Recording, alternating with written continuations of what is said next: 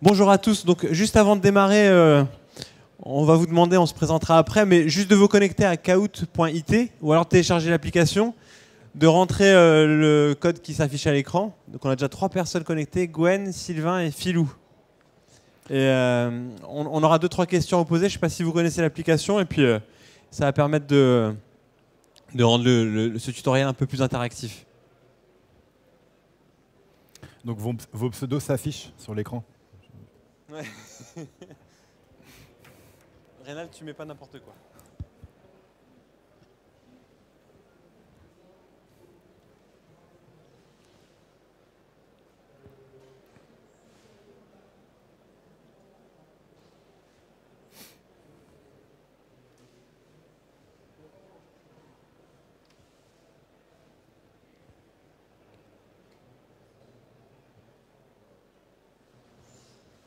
On va démarrer alors.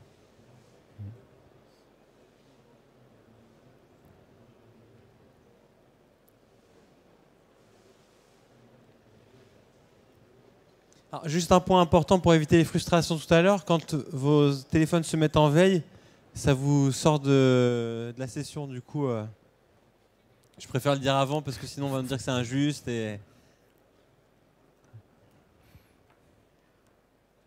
Tu crois qu'il y a des mauvais perdants? Oui, toujours.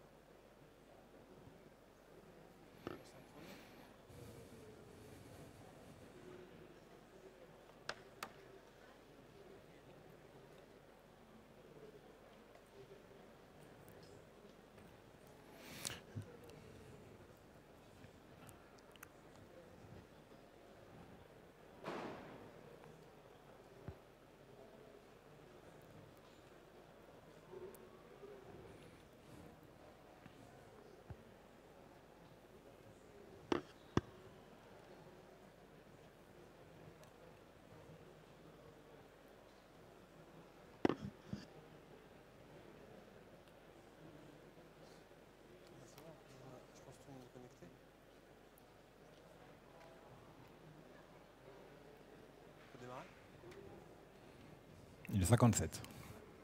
T'as envie là?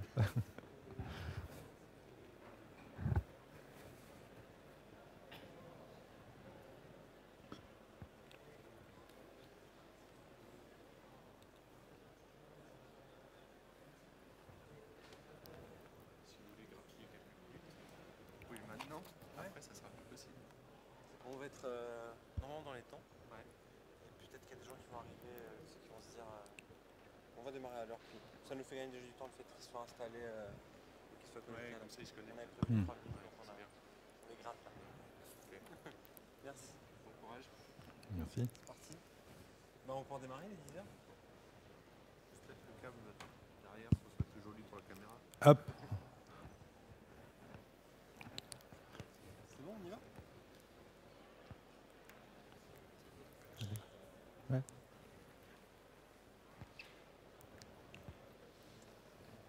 Donc, pour les derniers qui viennent d'arriver, juste se connecter soit au site kahoot.it et puis rentrer le code PIN qui s'affiche à l'écran, ou alors télécharger l'application et puis pareil, le code PIN, on a prévu 2-3 questions pour sonder le public par rapport au tutoriel en fait, qu'on va présenter aujourd'hui avec Boris.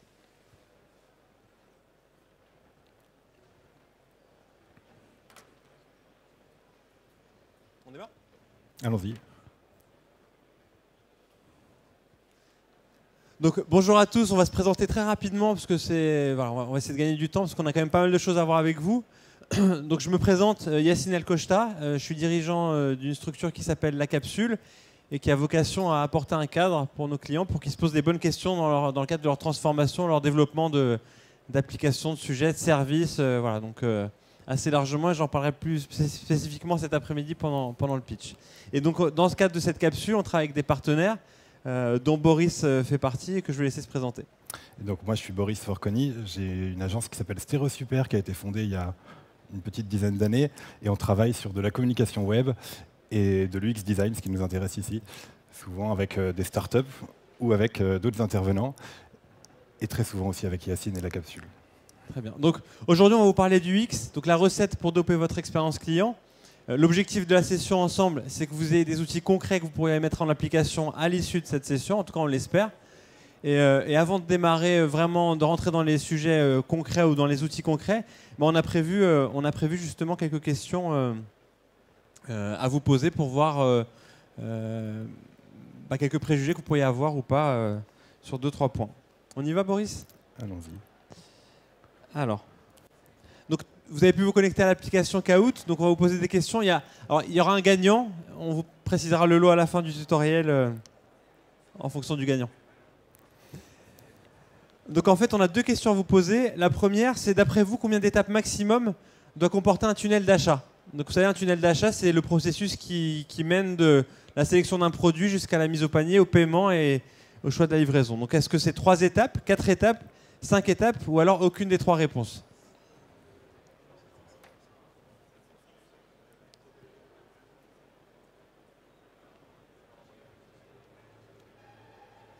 Ok, donc je vais laisser Boris répondre à cette question. Alors, la plupart des gens ont dit 3 étapes, c'est ça ? Ouais. Et ben, j'avais le même a priori jusqu'à ce qu'on travaille pour un client qui s'appelle Fuel Reduc, qui vend du fuel sur Internet.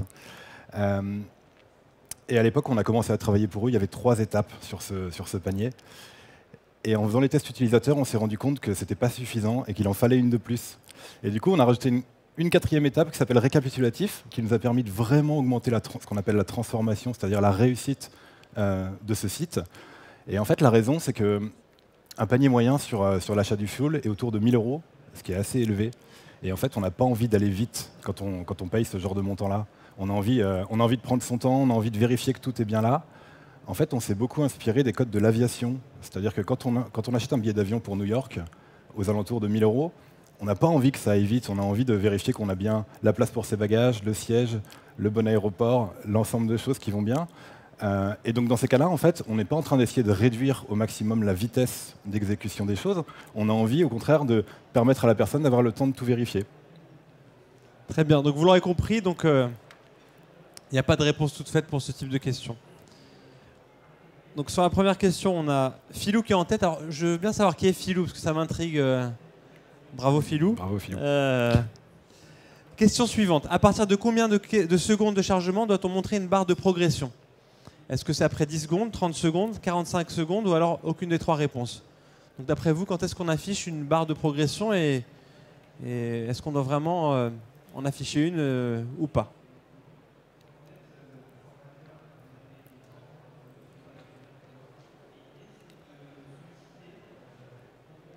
Donc là, on a des personnes qui pensent que c'est 10 secondes et 14 qui pensent aucune des 3 réponses. Voilà, avec, il y en a qui ont compris que c'était des questions pièges, en fait, déjà.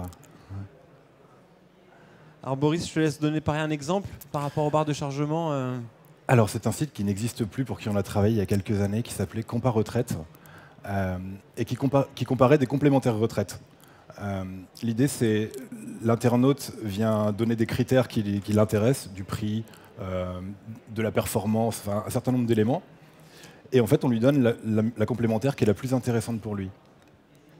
Et finalement, au-delà d'un redesign entre les 2 versions, ce qu'on a surtout fait, c'est qu'en faisant un test utilisateur, on s'est rendu compte que, en fait, les gens n'avaient pas confiance dans la réponse qui leur a été donnée, tout simplement parce qu'elle arrivait trop vite. C'est-à-dire qu'en fait, ils donnaient leurs critères, ils validaient, et on leur disait que la meilleure complémentaire, c'était, par exemple, Médicis. Et en fait, on s'est rendu compte qu'en rajoutant une barre de chargement qui ne servait à rien, en fait, les gens avaient beaucoup plus d'intérêt dans la réponse qui était donnée, parce qu'ils avaient l'impression qu'il y a eu beaucoup de réflexions qui menaient à ce résultat-là. Donc c'était encore une question piège. Ça veut dire que, évidemment, si vous avez une application avec un chargement très très long, il faut mettre un chargement pour montrer qu'il y a quelque chose qui se passe, et pour montrer que c'est bien en train de travailler.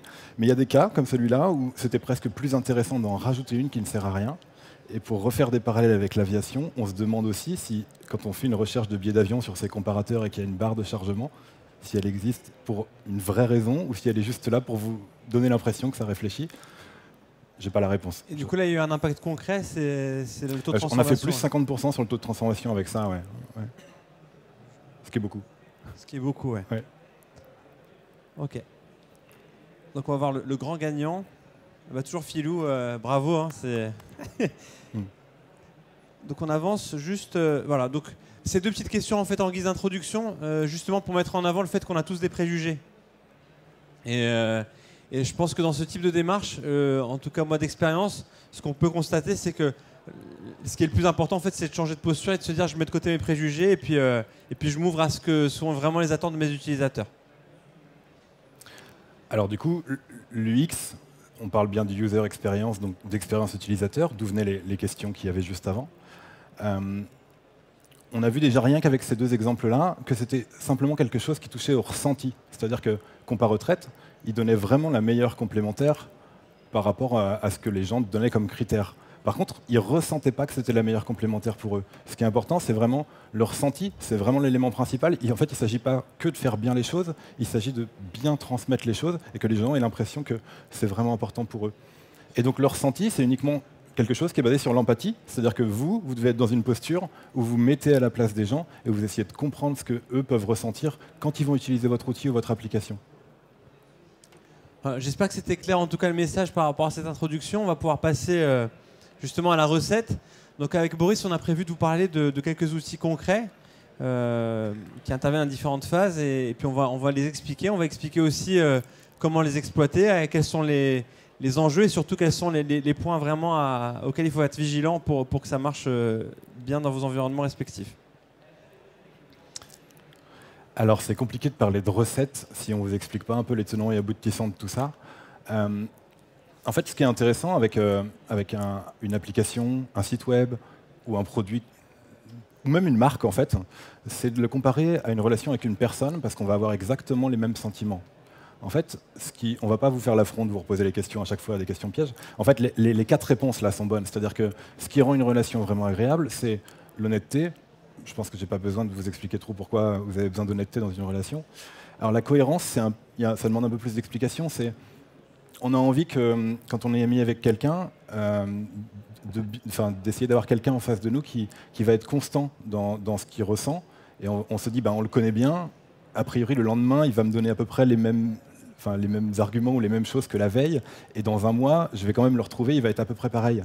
S'il change tout le temps, au bout d'un moment, je me dis, en fait, je ne le connais pas vraiment, je ne sais pas qui c'est, je ne comprends pas, en fait. Donc c'est important, la cohérence.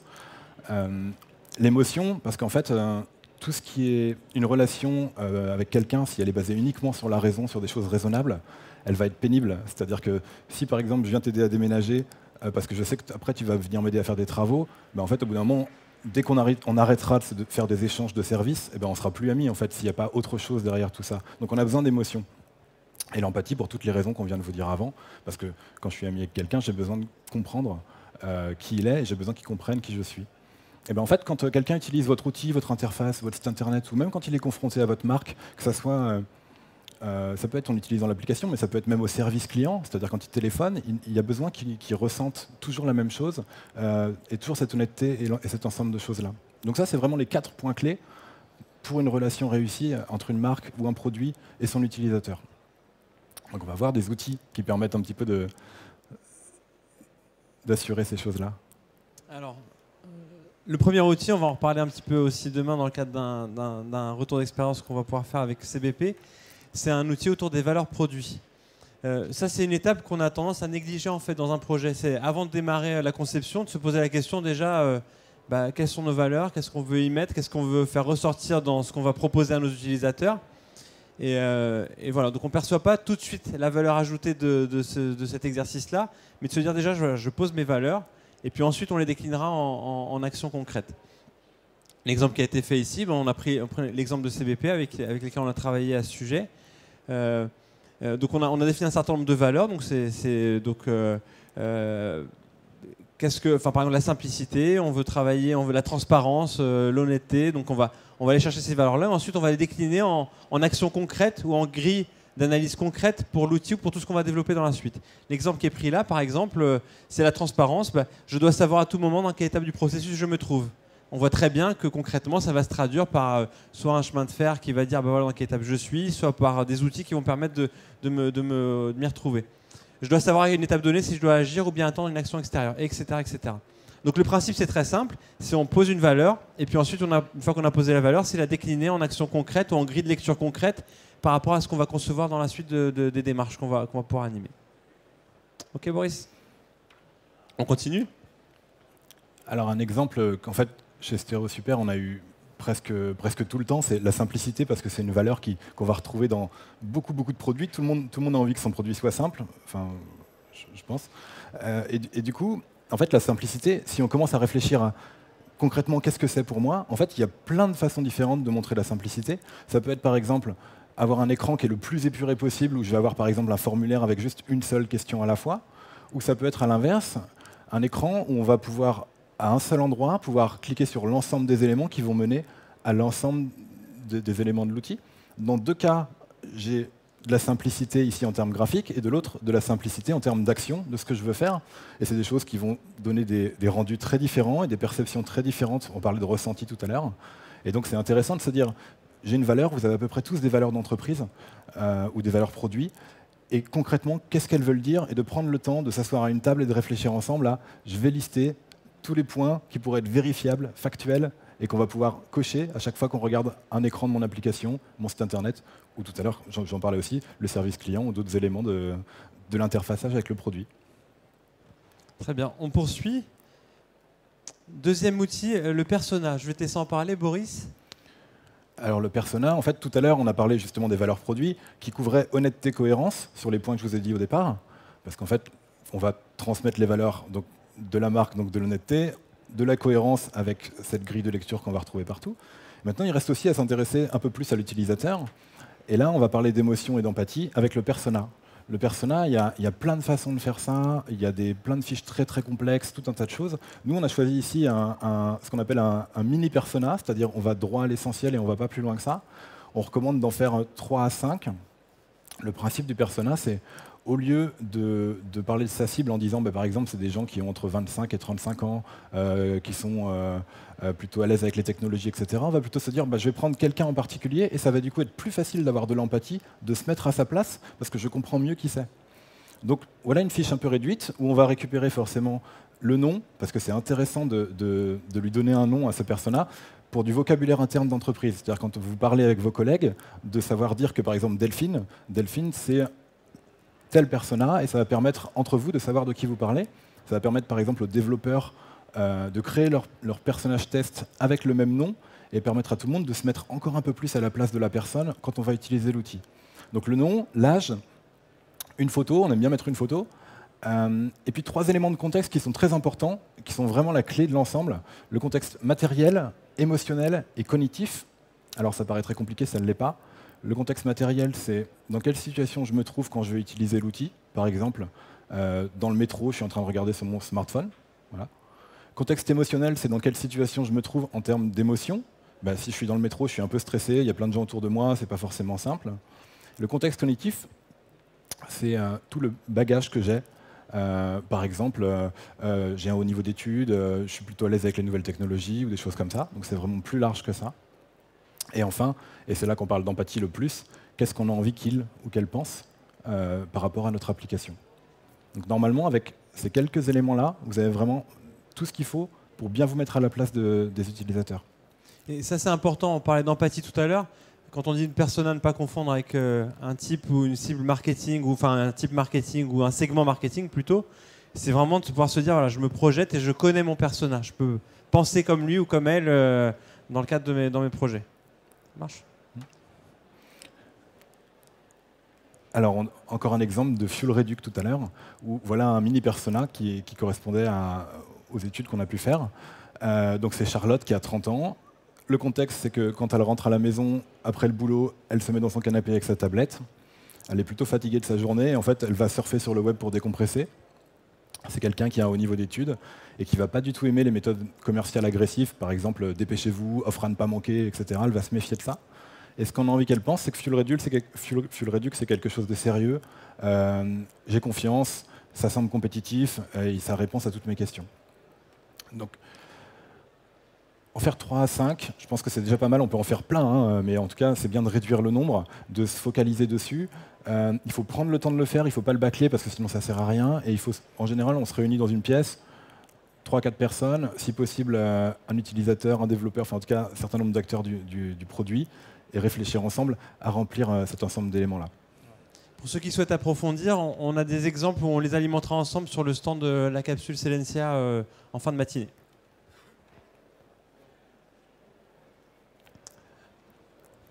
Donc en synthèse, donc on a vu 2 outils. Le premier outil, un outil qui nous permet d'énoncer des règles concrètes pour définir en fait la manière dont on souhaite concevoir nos produits ou services. Donc c'est les valeurs et ensuite qu'on décline opérationnellement ou très concrètement. Connaître ses utilisateurs, on a parlé de persona, on a parlé de se projeter. Donc là, c'est vraiment arriver à changer de posture et on parle de faire le pas de côté, mais c'est faire le pas de côté en se disant je laisse de côté mes a priori. Pour moi, une barre de chargement, dès qu'il y avait un peu d'attente, il fallait en mettre une, typiquement. En fait, on se rend compte que non, c'est pas toujours vrai, donc nos a priori sont pas toujours bons. Et dernier point, tester, améliorer. Il n'y a pas de mauvais utilisateurs, il n'y a que des mauvais produits. Ça, Boris, je te laisse. Mais oui, parce qu'en fait, on a vu ensemble des outils qui nous donnent un petit peu les clés pour un peu mieux écrire tout ça. Mais en fait, ce qu'on a vu ensemble, Yacine et moi, c'est que en fait, on peut avoir toutes les méthodes UX qu'on veut, on peut faire tout un tas de choses, des lignes Canva, tout un tas des empathy maps, il y a plein d'outils qui existent. En fait, si on n'écoute pas ces utilisateurs, ça ne sert à rien de faire toutes ces recherches-là. Ce qu'on a besoin, c'est de se confronter au terrain et surtout de tenir compte de ce que les gens renvoient. Donc en fait, cette posture, elle est très importante, c'est-à-dire que c'est pas l'utilisateur qui va se tromper jamais, quoi. Quand je fais essayer un site web à ma mère et qu'elle n'arrive pas à trouver les choses dedans, c'est pas ma mère qui se trompe, en fait, c'est moi qui ai mal conçu le site internet, qui n'ai pas pensé à tout le monde et qui n'ai pas bien projeté tout ça. Donc la clé de tout ça, c'est vraiment de se mettre dans une posture d'écoute et de prendre en compte ce que les gens vous renvoient. Et il y a plein de façons de le faire. Des fois, on le fait avec des micro-trottoirs, des fois, on appelle des gens, des fois, on les fait venir, on les met dans une posture où on dit bien, c'est pas vous qu'on est en train d'évaluer. Ce qu'on évalue, c'est ce que nous, on est en train de faire et on veut voir comment vous réagissez par rapport à tout ça. Et on a un bon exemple de ça. C'est ce superbe toboggan, si j'arrive à lancer la vidéo.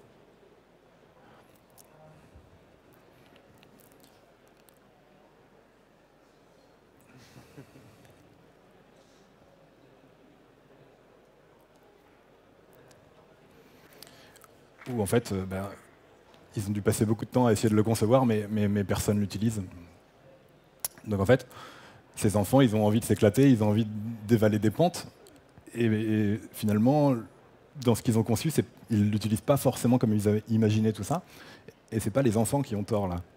C'est la façon dont les choses ont été conçues. Il y a quelque chose qui ne va pas et qui fait qu'ils ne rentrent pas dans ce toboggan. Je ne sais pas quoi, je n'ai pas la raison, mais en tout cas, c'est toujours intéressant de voir que, en fait, on va toujours avoir des a priori, des idées, on peut écrire les mauvais personas, on peut écrire les mauvaises valeurs produits, on peut être persuadé de la façon dont on va travailler, tant qu'on n'a pas vu des gens l'utiliser, en fait, ça sert à rien. Très bien, merci Boris. Donc voilà, moi j'espère qu'on vous a passé en tout cas ce message qui était de dire faites le pas de côté, mettez-vous à la place de vos utilisateurs. Ce qui est important, c'est bien à l'esprit vos valeurs, ce que vous souhaitez transmettre, ce que vous souhaitez afficher comme image, comme chose qui vous semble vous importante et essentielle. Et par contre, faites confiance à vos utilisateurs pour définir eux leur peine, on parle de peine, leurs irritants, et puis ce qui ne leur convient pas pour faire des produits qui répondent vraiment à des attentes clairement exprimées. Voilà. Et la dernière chose, les outils qu'on vous a présentés là en fait, sont disponibles sur le site de la capsule, donc lacapsule.co comme collaboratif. Donc vous pouvez y accéder, ils sont en libre accès. On a un stand la capsule sur lequel on est en train on va démarrer là à 11h un atelier, on va avoir plusieurs pratiques sur les 2 jours. Donc comme ça, si vous voulez venir expérimenter, c'est sur des durées d'une vingtaine de minutes, 30 minutes maximum. Donc on va voir les personas, on va voir comment on définit une vision, on va voir pas mal de petits outils qui rentrent dans ces démarches-là concrètement. Donc on pourra prendre le temps et puis n'hésitez pas à oser et puis à passer nous voir si vous avez besoin de plus d'informations, d'enseignements, de compléter l'échange par rapport à ce qu'on vient de vous présenter là avec Boris. Voilà ce qu'on avait à vous dire. Merci beaucoup. Merci.